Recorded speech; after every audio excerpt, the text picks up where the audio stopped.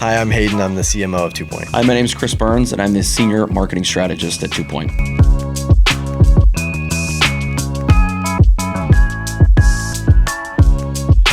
Okay, Hayden, we talk about SEO a lot. It's a big part of what we do at Twooint, but oftentimes when I'm talking to clients, it's a bit like talking about magic, where it's like I'm hiring a magician. It's like, what exactly do you do and how does this work? It's a tried and true method of marketing, digital marketing specifically. So let's dive into the topic. And what is the state of SEO these days? Yeah, that's really interesting. The state of SEO is so fluid because of AI. Realistically, it's like the elephant in the room you can't ignore. And I actually think there's some problems with the way people talk about AI. Like I feel like, especially for me, because I'm drowning in it because of the marketing world is all about it. But there's a bit of like, you see somebody talking about AI in social media and you just want to I've heard so much about prompt engineering and this and that and whatever. But AI is really more like a category of things. And like some of it is the large language model stuff. It's like text generation, things like that. Some of it is automation. Like how are two tools working together to create an output? Like the image generation tools and things like that are like on the background doing a lot of things.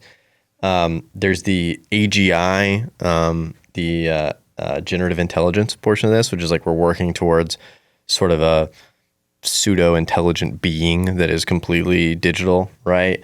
And so like AI is a lot of things, and people just say AI and whatever. But when we talk about AI as it's related to search and how that affects like what we're doing with SEO and also search advertising, it's really the ability to fetch information and then take that data and then use language models to translate it into like the answer that somebody's looking for. And we've already seen like Google and Bing, both with Bard and Gemini, getting on board with using AI in their platforms. And so, you've probably seen the AI snippets at the very top of search. You search something, if it's a type of question or a phrase that's commonly searched, essentially what it's doing there is it's taking the first page of organic results, so 1 through 10 of the organic results, and it's reading the content of those pages and then summarizing it, blending it all together, and then creating one answer.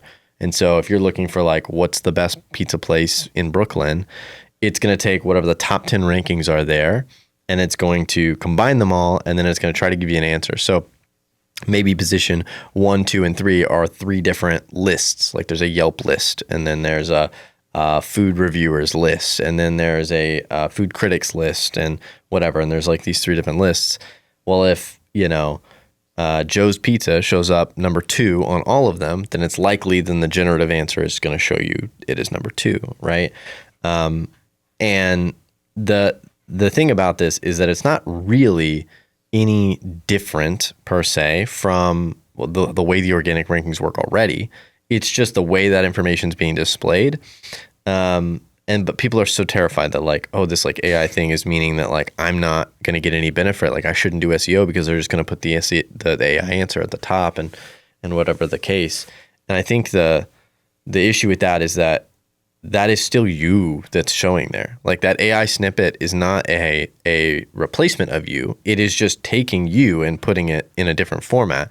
And so your phrasing, your brand, the way that you talk about your product or service, all of that sort of stuff can still be shown in that snippet. It's just a different way of displaying it. So I would think of it more as like that's unlocked a new type of placement that you can earn, and not so much that it's hindering your ability to succeed in SEO. All of those snippets still link back to your website. They still engage with your website. They're still affected by your ranking. If you're poorly ranking, you're not going to show up in the AI. If you're ranking well, you're going to show up in the AI, right? So it's all like sort of built with you to be incentivized. Like it's for you to succeed with it. And the same thing goes for advertising. Google's business model is off of advertising. 99% of their revenue comes from advertising. They're not going to implement AI functionality that's going to kill their own business model. No way. And so they're doing this with intentional ways so that it is still beneficial and successful for businesses. So there's a lot of fear around the AI effect on the SEO industry. But right now, the amount of searches happening in Google is still going up every single year significantly. And Google search engines still own 99% of all online activity, period. Like every social media platform combined, every chat GPT and equivalent engine combined is a dwarf compared to the amount of traffic that runs through Google search. So the state of the industry right now is alive, well, growing exceedingly every year. And the sort of rise of AI, if anything, is just I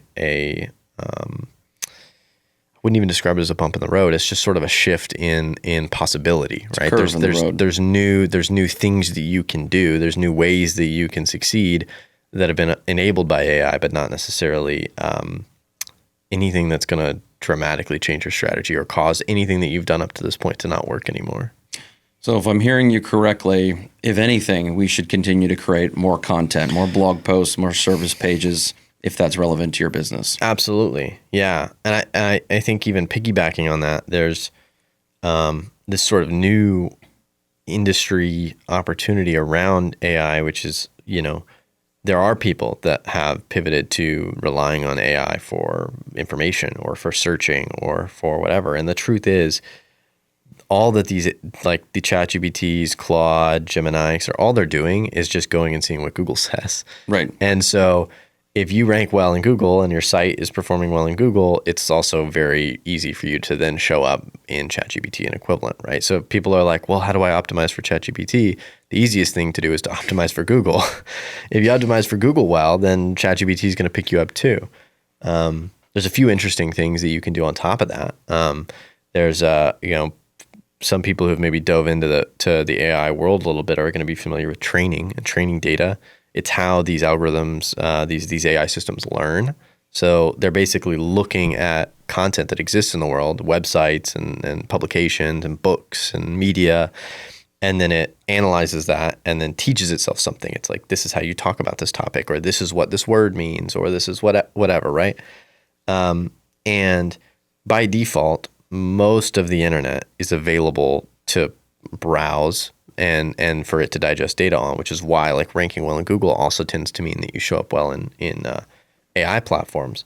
But there's a step further in this where there's scripts now that you can basically tag web pages in your site or your apps or anything like that.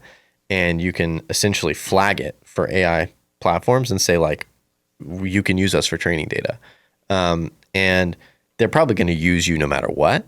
Right. But putting that flag sort of makes it faster and easier for it to read.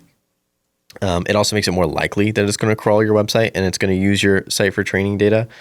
And like training data by definition is it's taking something in and then using that for outputs. So if it's learning about your business, if it's learning about your services or your products, if it's learning about your team or your clients or your customers or anything like that, then when somebody asks a question that is in some way adjacent to that, you're far more likely to come up as part of its answer because that you've basically flagged and said like, use us for training. So these are some, sort of unique things that have come up, but it doesn't really change anything about the core strategy that's always existed. These are just, there's a couple more steps you can do now that give you some additional opportunity. Let's zoom out one step further. There are probably some folks watching this who say, Hayden, Chris, SEO? What the hell are you guys talking about? I think it'd be important just to give a general overview of what is SEO, because as I mentioned, there are some folks who've been in business for a long time and they're like, what is this, like a magic show? Like we don't exactly know how you do what you do or even what this is. Yeah.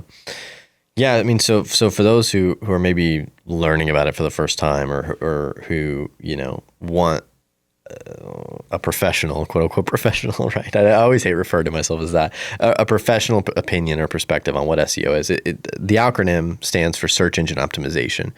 And it's essentially a way of like creating assets and creating content on your website that is in an ideal format for Google or Bing or Yahoo or any of the other platforms. Primarily, you optimize for Google. basically the Google algorithm is crawling every domain on the internet every day, all the time, and it's reading content, it's checking images, and it's looking at tags, it's looking at the code, it's looking at everything. It's micro-analyzing absolutely every detail. And not just on your site, but also off your site. Like, are there other websites that mention you? Are there other websites that talk about you? And how do they talk about you? What do they say? And how do people interact with that page? And there's just so much depth to it that it can feel really overwhelming. But basically, it's just doing things on your website in a way that makes it more likely that Google is going to perceive you as valuable. And so when Google sees you as valuable, they move you up in rankings. That's when you do a Google search and you see the list of blue links. There's 10 on every page. 10 is being 1 through 10 is considered page 1 of Google. It's the big desirable result. And that's where the benefit comes from of doing SEO, is that you can not only get into top 10, but ideally you're getting closer and closer to that first place position. To just put some stats for perspective, 99% of all internet traffic is generated by Google search. It originates from Google search. Of that, 99.9% of that traffic comes from page 1 of Google. So page 2, page 3, page 4, page 5 is getting 0.01%. It's a very, very tiny percent. And then even to go further than that, about 73, depending on the search, about 73% of all internet search traffic goes to first, second, and third position of Google. Yeah. So not only do you want to be page 1, but you really want to be in top 3, because that's where 73% of every internet user, that's where they go, is those first 3 positions of Google. And so it's a dramatic opportunity. Like when we talk about digital marketing, like you can't really do or perceive digital marketing without search being in the conversation. Right. That is like the home base of the digital world. That's where people go to find information. That's where they go to learn about brands for the first time. That's where they go to make commercial decisions and hiring and firing and purchasing and all their decisions. So what we do at Twooint is basically just help companies adjust their website, build their website, tear it down and rebuild it to be structured in a way that makes it, 1, easy for Google to digest it, read it, understand it, but then 2, that it hits the right notes, says the right things at the right time compared to competitors, the industry, the landscape of the algorithm, so that they're showing up higher and higher in those results. And it's a tug-of-war effort. It's not a light switch, so to speak. Like you can't just do one strategy and instantly go to the top of the page. It's something that you usually have to work on over time. But that's where, having an SEO expert involved is ideal, because there is no simple strategy that's just going to make you rank number 1 tomorrow. But that doesn't make it any less important that you work to rank in Google search, because it's the home base of the internet. Yeah. 2 things I would say to people who are learning about SEO or wanting to potentially invest in SEO is that, number 1, you have to consider your industry or your local market, because if you're in a highly competitive industry, we mentioned chiropractors, HVAC, plumbing, industries like that, where there is a lot of competition, not just locally, but regionally, it is highly likely that your competitors are also doing something to rank better for SEO. And so if you put a little bit of effort in every month, will you improve? Yes. But you could also get leapfrogged. It's very possible that there are 2, 3, even 10 other companies that are hiring or have hired agencies to do the same thing. And the real hard part with SEO, in my eyes, is that there are so many factors involved. And that's why some people consider it a black hole. But ultimately, there's a couple things to consider too, is that, number 1, you can do all the behind the scenes optimizations. However, if you have a good website that is clear with your communication, clear with your value proposition, you have some good social proof like reviews and testimonials, good content, and people understand what your promise is or point of difference, you're going to get conversions. And that's really important, because I have seen folks invest a lot of money in SEO only to drive traffic to not so good website that people say, no thanks. And they have a high bounce rate, which basically means people go to your website, they're there for 3 seconds and they leave. And you're like, 75% of the people are leaving right away? Yeah, that tells you something, that you can drive as much traffic there organically or from ads, but people aren't going to convert. And so there's so many factors. I mean, there's 100 plus factors, wouldn't you say? Yeah. Oh, I mean, there's thousands of factors. This all sort of bubbles up into a metric that, if you look into evaluating SEO or evaluating your own SEO or anything like that, you look at tools like Ahrefs, SEMrush, et cetera. One of the first things you're going to be met with is an authority score, abbreviated AS. And it's a scale of like 0 to 100, and it's sort of like a letter grade you'd get in school, for example. And it just grades your site compared to the rest of the internet. So like a lower authority score means you might be like on the bottom percentile of the internet, and a higher score means you're on the higher percentile of the internet. So, say your authority score is 70%, you're in the top 70% of websites in the world. If you're 20%, you're in the bottom 20%, right? So that's sort of the way to think about it. And authority score is actually like a made up metric. And there's some like confusion around this, around a lot of people who are getting into SEO for the first time. They're like, well, we need to optimize our authority score and whatever. The authority score, what it really is the tools, Ahrefs, SEMrush, et cetera, basically invented a grade scale that is 1,000 plus other metrics combined and averaged all together to try to give you a letter grade that helps you just evaluate big picture. Google does not acknowledge authority scores. It doesn't use them. It's like they don't exist in the algorithm's mind. It's just a way for people to, like, with one number, say like we're doing good or bad, right? Did our authority score go up? We're doing better. If our authority score went down, we're doing worse. That doesn't necessarily tell you why you're doing better or why you're doing worse.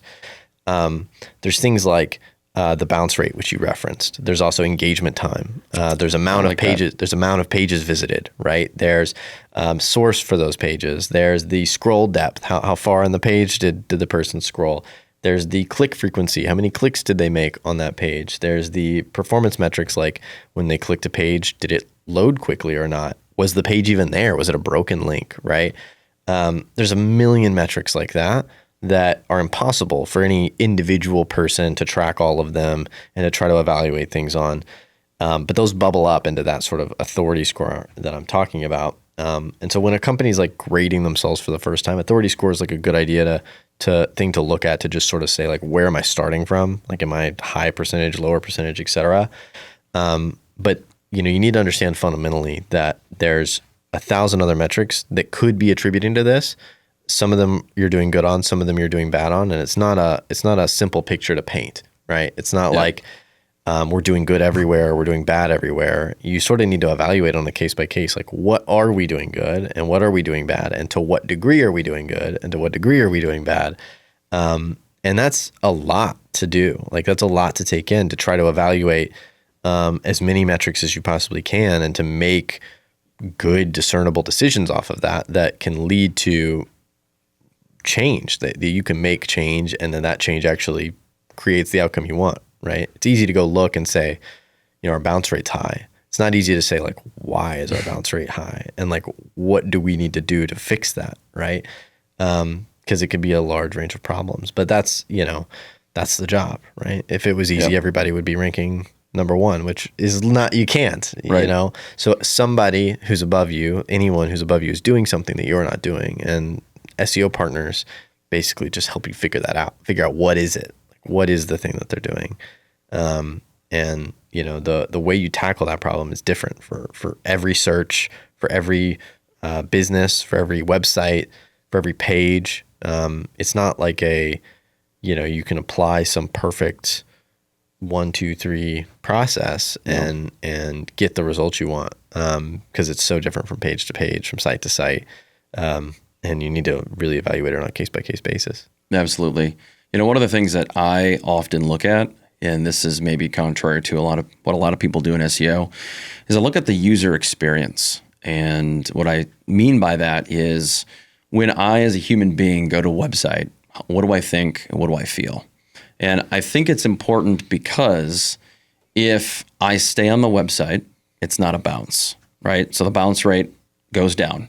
If I stay on the website longer, it probably means I understand who you are, what you do, and the problem you solve. I'm reading the copy, maybe watching the video. I feel trust, I feel authority. Therefore, I take more actions, which would be more clicks, more time spent on site. Maybe I click the form, maybe I ask a question in the form, or maybe I download your app, whatever the thing might be. And so it's really important not only to ask yourself, but maybe to ask others, is my website informative? Do you feel trust? Do you feel authority? How does this compare to the industry? And ultimately, when you look at metrics like engagement, like time spent on site, like bounce rate, you should see things improve. But it could be a byproduct of not just the content, could be a byproduct of the site load speed, could be a byproduct of no longer using stock photos. There's just, like you said, so many factors that go into it. But one of the things that we do, and I think it'd be important to jump into, is the hub and spoke model. Yeah. It's a model that, a lot of people out there, when they talk about SEO for their clients from an agency standpoint, like, that's just create blog posts. That's just spam blog posts out there. And you can do that and it can be successful. But the hub and spoke model is one that I think it's overlooked a lot. Tell us a little bit more about your approach to this methodology. Yeah. So the hub and spoke is I didn't invent this model. It's something that's existed. But I think it's a lesser referred to strategy. And it can be referenced. There's similar strategies to it, like creating cluster pages and pillar pages and things like that. And then there's some people that do refer to it as hub and spoke. But I think I kind of found there's a version of this model that existed back in I want to say it was like 2010, 2011. That sort of circulated around, and it was originally sort of touted as something that HubSpot was using, and it wasn't necessarily that they invented it either. I don't actually even remember if they coined the term. I think somebody else defined it and then said it was what they were doing. But around that time was whenever I was finding my initial sort of feet in the SEO world, and I found that there was like problems with it. Basically, like the way that it was done, it was leaving a lot of gaps. Specifically, it was being used as a content model, which it's really great as, but it didn't really incorporate offsite SEO. It didn't incorporate like site performance. It didn't incorporate the coding aspects that go into SEO. Right, there's a lot of technical things that were overlooked. A lot. So, I sort of took it upon myself to make my own version of the hub and spoke model. That I've pretty much used since then throughout my career. And it now like fuels most of the companies that we work with, as well as a lot of companies I had the pleasure to work with before the Twooint chapter. And essentially what the idea behind this is it's called a hub and spoke model because you can reference like a classic wagon wheel is what I usually refer to it as. So, it's like a wooden hub in the center. You have the spokes, which are the sticks that come out of the center, and then there's the wheel all the way on the outside that forms like the shape of a hub and spoke wheel. This is I'm a man of analogies and metaphors. This is a good sort of metaphor for the actual digital structure that the site takes on when we do this. So the hub basically represents a core page on the website. This is like, one of your most important pages. The home page, for example, is a hub. Your service pages or your product pages would be hubs. Resources, team, about, contact, like think of every major page that's like key to navigation or key information. Location pages, industry pages, all of that stuff. So those are going to be your hubs. Those typically are for what we describe as bottom of the funnel interactions, right? These are people that maybe already are a little familiar with the product, the service, the company, whatever it may be, and they're considering a purchase. These pages are usually the ones that are most likely or closest to generating revenue. And so they're really important. And you have to sort of follow some rules when you're working on a bottom of funnel page to focus on conversion. Like you need the copy to be written a certain way so that it's attractive. You need the images to be a certain way so that they're attractive. You need to use forms or purchase checkout functionality, etc. And that can actually be contrary in some cases to SEO benefit, right? So there's a battle there between, well, do we write this page in a way that's going to help it rank well, or do we write it in a way that's going to help it convert well? Because that's not always the same thing. Right. And so we typically will lean towards the conversion direction. We need this page to convert well. But then, like, what does that mean for SEO? How do we get this page to rank? Like, people need to be able to find it, right? And so what we'll do is we employ the spokes, which the spokes are basically the same way they are on a wheel. They're supports. They're pages and parts of the website that are designed to support that hub.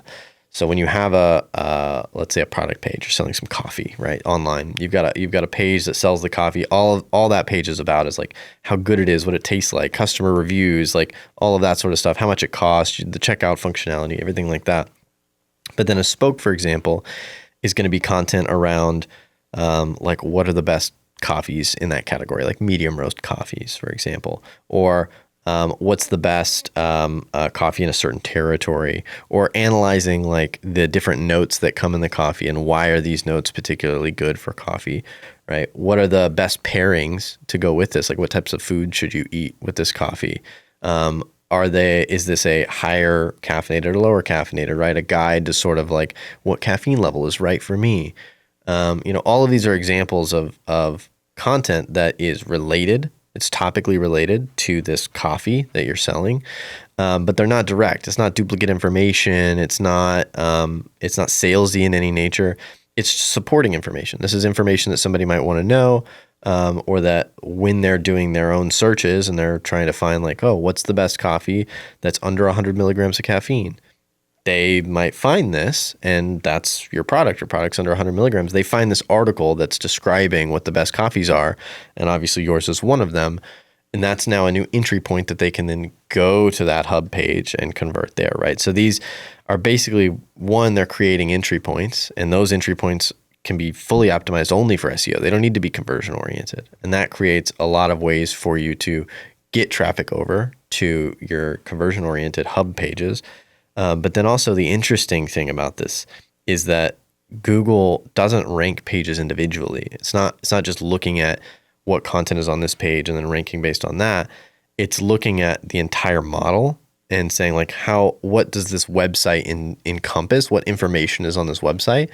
And then it ranks based on that. So by having supporting pages, it's basically increasing the likelihood that that actual hub is going to rank for the associated terms as well. So you get this nice combo of like these individual pages are ranking for their own terms, but then they're also, by doing so, they're supporting your main page to ranking for core terms, which it on itself maybe couldn't do. And so it's sort of a good way to bucket areas of your website to work together, and they all support each other's rankings, and they all sort of build up over time. And this is the core model that we've used for hundreds of businesses at this point, and it's consistently worked through every algorithm update, through every variation, to the introduction of AI, like the adpocalypse when like meta advertising all fell apart. Like this model of growing through digital search has worked consistently for years. And if anything, it's only gotten better as we've adapted it and added new strategies and updated it a little here and there for algorithm updates. It's still the tried and true best method of growing a website organically that I've ever used. Yeah, no doubt. It is simple. There's a lot more that goes into it beyond the surface level, but it can be just as simple as, a garage door repair business that has, instead of a service page, which lists all the services, it has the service page, which then links to all the individual services that they offer. And so people would say, well, why all these pages? Why do I want to do that? And so we have to think more intentionally about a lot of people are coming to your site for a specific service, not all of the services. And we also don't want to have to make people scroll through all the services to find the one thing that you do. And so having a page dedicated that goes into depth is helpful, because what I do find is that those garage door companies or chiropractors that have one page and there's 3 sentences about massage or this or that. And it's really not enough to go to bat for your clients. And so I think it's important.